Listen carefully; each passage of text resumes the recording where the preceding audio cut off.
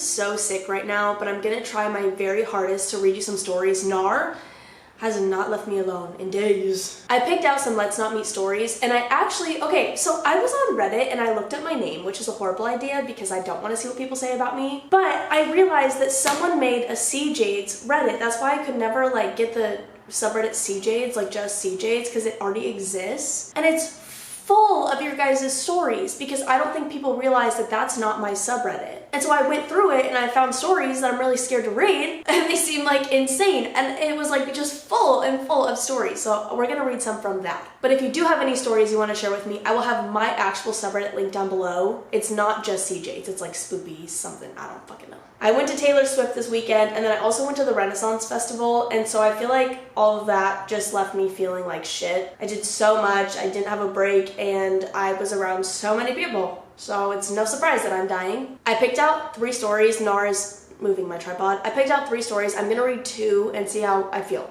But I'm gonna read the 2 longer ones. I have like a shorter one too. This first story says, creepy ex-boyfriend who threatened to kill me, let's never meet again. Since this incident, I've changed my name and all of my old social media accounts have been deleted and my new ones have been privated. Let's call him Tom because I don't want him to find this or me. We met in high school. I had a guy best friend, let's call him Kyle. Kyle and Tom were best friends, so Tom was always around us, even though he made everyone uncomfortable. Tom had really bad anger issues and was into the darker side of hobbies, and even though all of my friends at the time were known for being edgy and threatening, Tom took it to a whole nother level. At the time, I was really struggling with my sexuality. I didn't know what was happening and it was all new. So Kyle decided to give me a hand and set us up. My best friend's dating, what more could I ask for? That was like Kyle said that. He has constantly and texted me several times, ignoring me when I said I'm not looking for a relationship right now. After his endless begging, I decided to give it a try, and if it didn't work, I could just walk away, right? I was wrong. We started dating, and right away I was really uncomfortable. I didn't like holding his hand or how rough he was, and I'm not trying to be mean, but he always smelled like sweat. I brushed off my gut feeling and we kept dating. The first month was fine. He would come over to my house and we would watch movies outside. No one was allowed inside, so we hung out outside. About 2 months in, I was extremely unhappy and was already thinking about breaking up, but this is when he got extremely possessive. Before, I had ignored the warning signs, like how he would get mad when I talked about guy friends and even girlfriends, because he knew I was at a confusing point in my life. I could never be on my phone without him breathing over my shoulder. If I tried to move, he would grab me by my stomach and drag me into his lap. I always felt bad about this because I'm a bigger girl and he never let me forget it. He would constantly bring up my body, and some days he would say, "It's so perfect, all of it," putting an emphasis on all. He would play with my stomach all the time, even though I pointed out I was uncomfortable with it. He would constantly call me names like bitch and slut and many other slurs I'm so uncomfortable with, and then turn around and say I was perfect and beautiful. Another thing I found extremely uncomfortable is he would always stare at me, almost like he didn't blink, and when I would tell him to stop, he got mad. And then, around the end of month 2, he was sexually aggressive, trigger warning. From what I skimmed before, it doesn't go into super detail, so I am going to read it.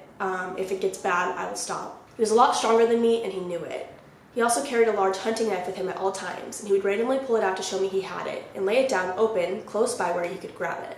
He would force me to do things I wasn't comfortable with, but I was so scared I went along with it so I could go back into my house where I knew it was safe or where I thought it was safe. Over time, he got more aggressive. Everyone thought the bruises on my neck were hickeys, and while there is truth to that, they were only covering the hand and bite marks underneath. No one will see the hand marks and I cover them up with more bruises. He mocked me with this secret. It was hard to move my neck for a week and it hurt so bad I wanted to cry. More time went on and I got fed up with the increasing sexual and emotional abuse, and I decided it was time to break up. For about a month, he threatened to, because of me, but I knew he wouldn't because at this time he was with the girl he cheated on me with. At the time I brushed it off, but that was one of the final straws. Kyle understood, and though he was a bit upset, he at least wanted to know why, and the main reason being that I wasn't comfortable, but I also wasn't as into guys as it turns out. Kyle understood and said, "Well, you're still one of my closest friends and I'm not mad, just ignore him and let him cool off." So I waited for Tom to cool off. It seemed like he only got more angry. He would glare at me while we were at school and call me names, even worse than before, and even once threatened to burn my house down. If I would talk at lunch, because he for some reason still sat with us, but at the lower end, he would punch the table and grind his teeth. Overall, I was scared for my well-being and that of my family's. There's a big window in front of my bed, and with what little space there is, I can't really move it. For about a month, I would hear tapping at my window, and usually this wouldn't scare me, but there are no trees by the window, and this is something he promised he would do. What scares me more is that at the time, our doorknob was broken, and he knew that, so he could walk in at any time. Then about 5 months after the breakup, he apologizes for everything and asks if we can be friends. Being tired and not even thinking about it, I said sure, but then he started asking if I missed him and if I was happy. I said, no, I don't, and yes, I'm very happy. Being in a new relationship that's very healthy, this being the reason he texted me because I posted the official date on my story and he saw it. He got really mad at me and blocked me, but I didn't really think about it. It's been about a year now and I don't think much of him. I still get bad flashbacks of what he did to me. There were things I didn't share that I wasn't comfortable with, one of them being how he would make me look at him. Oh god, okay, we're not gonna read that. We're not reading that part. I'm much happier without him in my life, so creepy ex, let's never meet again. I am so sorry. I am so fucking sorry that you had to go through that. That is absolutely terrifying and none of that is okay. Oh, and they also commented, they said another thing I forgot to add is that I once brought up boundaries and he got so pissed at me that he walked home and ignored me for a week. Actually clinically insane. Actually insane. Okay, my voice is kind of dying, but we're gonna try to read this next one. It says, the Instagram stalker who tracked me down and showed up at my work. This is like my biggest fear. About 6 years ago when I was 16, 17, I woke up as usual to start my day of work. It was a Thursday, so I had a 12-hour shift. I did my usual thing I normally did and would go to the bathroom and scroll through my notifications on Facebook, Instagram, etc. I ended up stumbling across someone who liked about 10 to 15 photos of mine on Instagram and commented on a few of them like, so gorgeous and wow, sexy.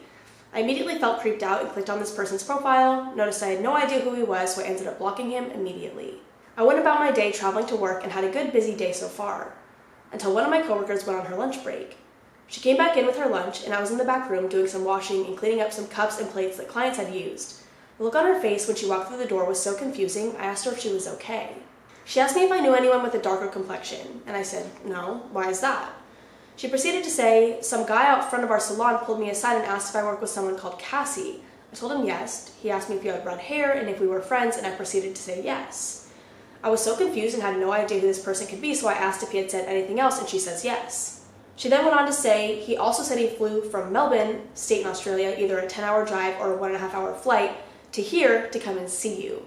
At that point, my heart literally dropped, and I said to her, oh my god, it can't be. She said to me, what are you talking about? I then unblocked him and showed her his profile and said, is this him? She proceeded to say yes. I told her everything about how I woke up to everything he liked and commented, and I blocked him straight away. She was mortified and said, how does he know where you work? And I began to think that myself. Nowhere did it say where I worked, neither did my Facebook page. None of my social media even stated where I lived. I had no idea how he was able to track me down, and I started to have a panic attack. I fell on the floor and my manager walked in and asked what was going on. I told her everything and she called security straight away. They said they couldn't find him and that he must have left. I wish that was the end of it, but it isn't. About 2 hours later, I had to go to the bathroom and grab some lunch. We didn't have a toilet in our salon as our work was located in a shopping center. The closest bathroom was up one floor. My manager said to keep my phone on me at all times just in case and stay around big crowds of people in case he was still in the center. So I continued to the bathroom, and as I walked out, he was standing there. I literally froze and did not know what to do. Should I run, go back into the bathroom, scream for help, call security? I was in so much shock and my anxiety just skyrocketed, and all that my mouth could word was, what the fuck? And no one was in the bathroom or the surrounding area at the time. He started walking towards me and I started to back into the bathroom, and he said, why are you walking away from me, beautiful? I came to see you. I said, how the fuck did you find me? You traveled to another state and you have no idea who I am. He said, I've been looking at your profile for a while now, and it doesn't take much to be able to find out what state you live in or where you work when you have the right connections. I literally shit myself, grabbed my phone and called security straight away, and he ran off. I am like oh my god. I went back to work and they knew everything that had happened, and they called my boyfriend and told him what happened, and he got into his car and drove all the way to my work.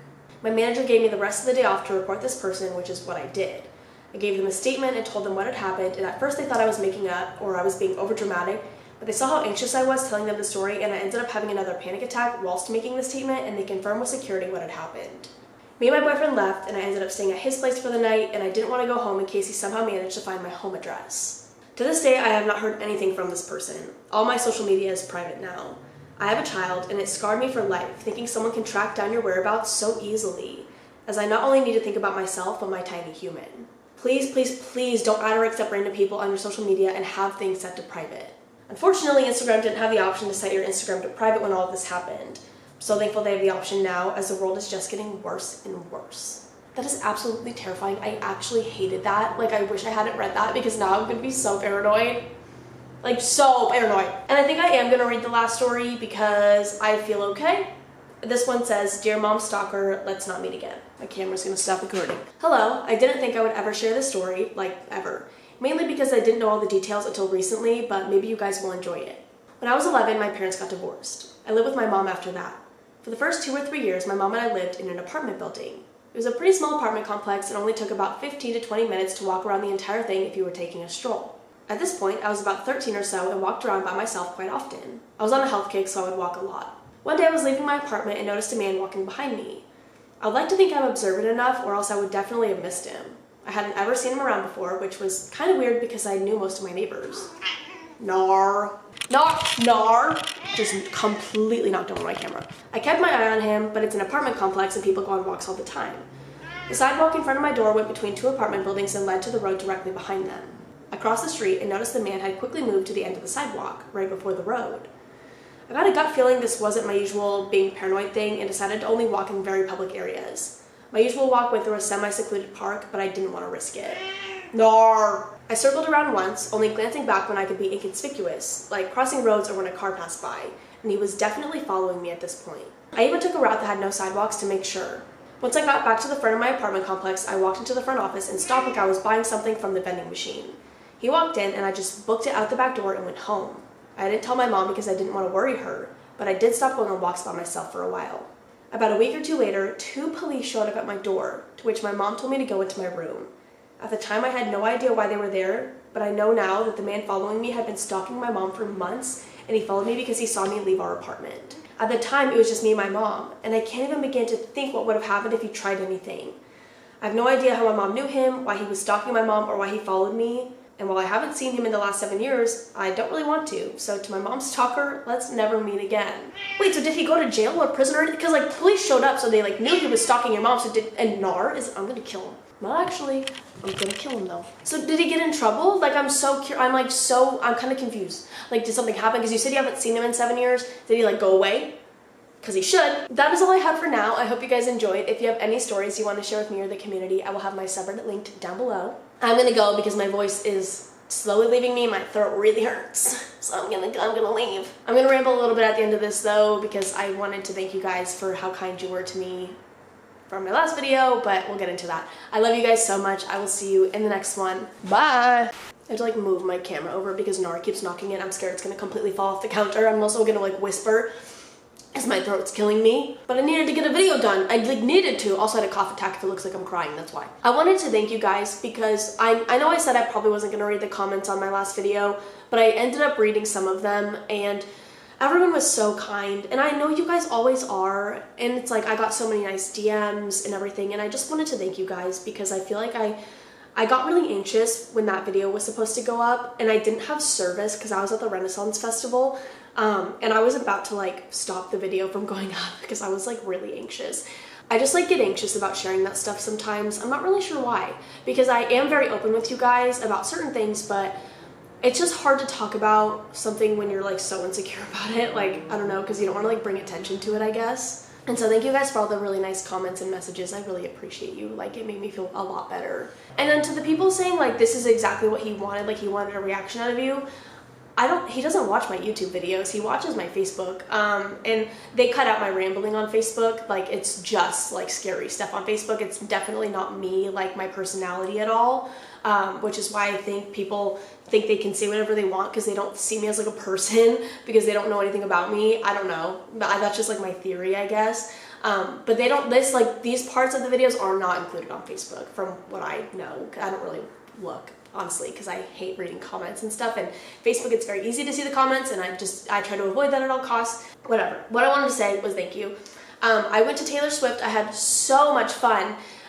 It was an amazing show.